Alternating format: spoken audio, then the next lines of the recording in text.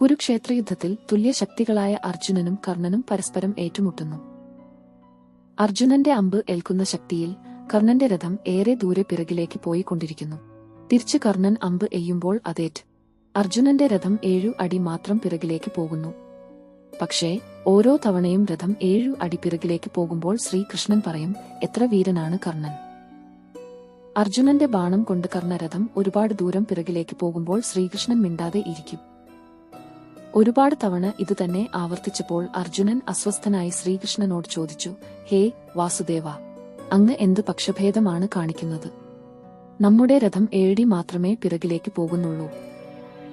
പക്ഷേ എന്റെ ബാണം കൊണ്ട് കർണരഥം ഒരുപാട് പിറകിലേക്ക് പോകുന്നു. അത് അങ്ങ് കാണാതെ കർണനെ മഹാവീരൻ എന്ന് പുകഴ്ത്തുന്നത് എന്തുകൊണ്ടാണ്? മന്ദഹസിച്ചുകൊണ്ട് ശ്രീകൃഷ്ണൻ അർജുനനോട് പറഞ്ഞു, ഹേ പാർത്ഥ, ഞാൻ പറഞ്ഞത് ശരിയാണ്, കർണൻ വീരനാണ്. നീ മുകളിലേക്ക് നോക്കുക.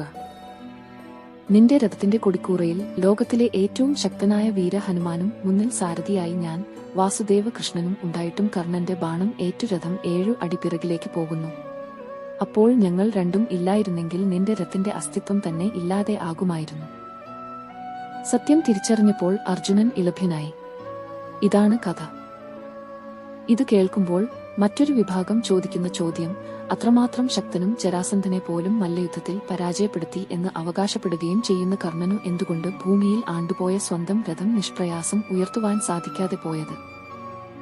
ഇത്തരത്തിൽ തർക്കം പുരോഗമിക്കുന്നു.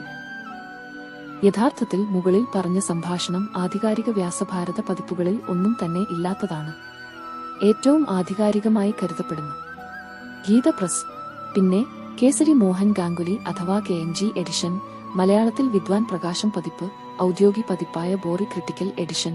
ഇതിൽ ഒന്നിലും തന്നെ ഇങ്ങനെ ഒരു സംഭാഷണത്തെക്കുറിച്ച് പറയുന്നില്ല.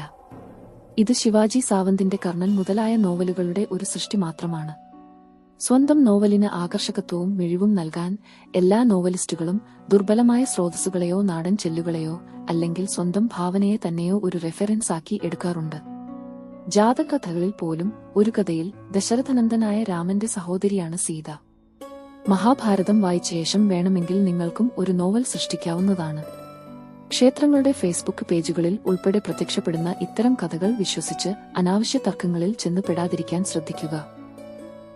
യഥാർത്ഥ വ്യാസമഹാഭാരതം, രാമായണം എല്ലാം വായിക്കുവാൻ സാധിക്കുന്ന പുസ്തകങ്ങളെക്കുറിച്ചു ഈ ചാനലിൽ ഒരു വീഡിയോ ചെയ്തിരുന്നു. ദയവായി അതുകൂടി കാണുക.